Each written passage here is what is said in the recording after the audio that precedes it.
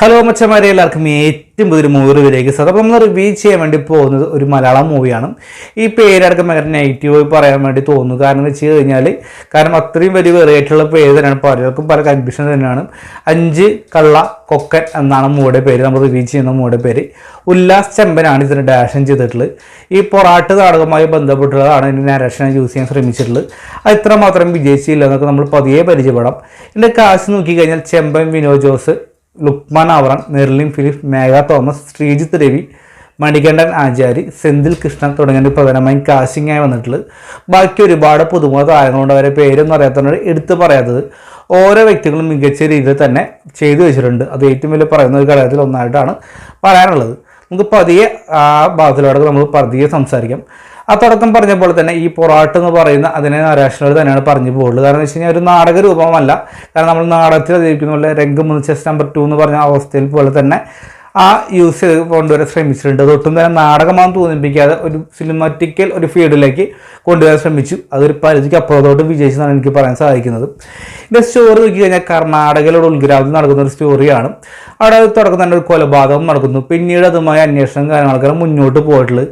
അത് ഒരു എന്താ പറയുക, ഒരു ത്രില്ലിംഗ് രൂപത്തിലേക്ക് ആരാണ് അതിൻ്റെ പിന്നിലെന്നും അല്ലെങ്കിൽ പുതിയ പുതിയ കഥാപാത്രങ്ങൾ അതിലേക്ക് കടന്നു വരുന്നു. അതുമായി ബന്ധപ്പെട്ട് പുതിയൊരു കോൺസ്റ്റബിൾ ചാർജ് എടുക്കുന്നു. പിന്നീട് അയാളെ ലൈഫിൽ സംഭവിക്കുന്ന കാര്യങ്ങളും ഒരു 2 ദിവസം നടക്കുന്ന കാര്യങ്ങളൊക്കെയാണ് യൂസ് ചെയ്യാൻ ശ്രമിച്ചിട്ടുള്ളത്. പരിധിക്ക് അപ്പുറത്തോട്ടും വലിയ രീതിയിൽ തന്നെ വിജയിക്കാൻ ശ്രമിച്ചിട്ടുണ്ട്.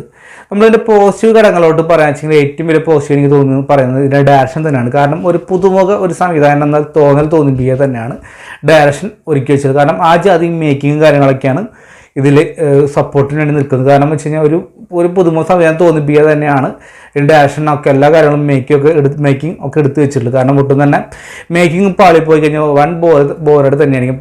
പല രംഗങ്ങളും ഇതിലുണ്ടായത് ബോറടിപ്പിൽ തോന്നി. പക്ഷേ ഒട്ടും തന്നെ അതിനോട് തന്നെ യോജിച്ച് പോകുന്ന രീതിയിൽ തന്നെയാണ് മേക്കിംഗ് ഒരുക്കി വെച്ചത്. ഏറ്റവും വലിയ പോസിറ്റീവ് എടുത്ത് പറയേണ്ടത് ആ ഒരു ഭാഗം തന്നെയാണ്.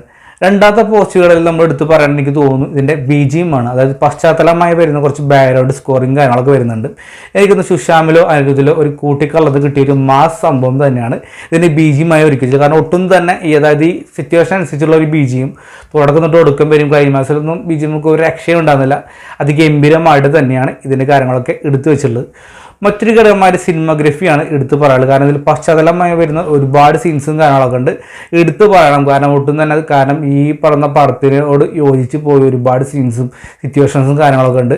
മികച്ച രീതിയിൽ തന്നെയാണ് എടുത്തു വെച്ചത്. കാരണം ലോങ് ഷോട്ട് ആണെങ്കിലും അടുത്തുള്ള ഷോട്ടാണെങ്കിൽ പോലും അതിനോടൊട്ടും തന്നെ അതിൻ്റെ ഒരു നെഗറ്റീവ് തോന്നിപ്പിക്കാത്ത രീതിയിൽ തന്നെയാണ് അതിൻ്റെ ലോങ് ഷോട്ടും കാര്യങ്ങളൊക്കെ എടുത്തു വെച്ചത്. മറ്റൊരു പോസിറ്റീവ് എനിക്ക് തോന്നുന്നു.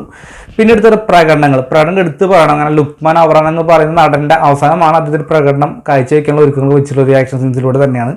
അതിനു മുമ്പായി ചെമ്പൻ വിനോദ് ജോസാണ് മെഹ തോമസ് എന്ന് പറയുന്ന നടിയുടെ മികച്ചൊരു പ്രകടനം തന്നെ കാഴ്ചവെച്ചിട്ടുണ്ട്.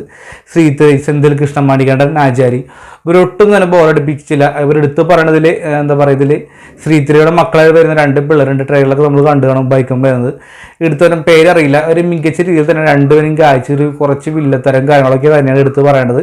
മികച്ച പഠനങ്ങൾ ഏറ്റവും മുൻപിൽ പറയാൻ 2 വ്യക്തികളുടെ പേര് തന്നെയാണ് എടുത്ത് പറയണം.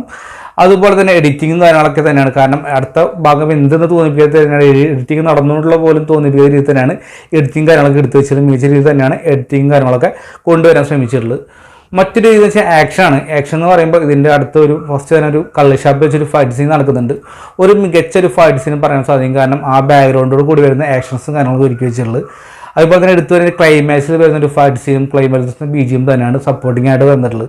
ഒട്ടും നെഗറ്റീവായിട്ട് എനിക്ക് തോന്നുന്നു ചെറിയൊരു ലാഗിങ് സെക്കൻഡ് ഹാഫിൽ അനുഭവപ്പെടുന്ന ചെറിയ ലാഗിങ് തന്നെയാണ്.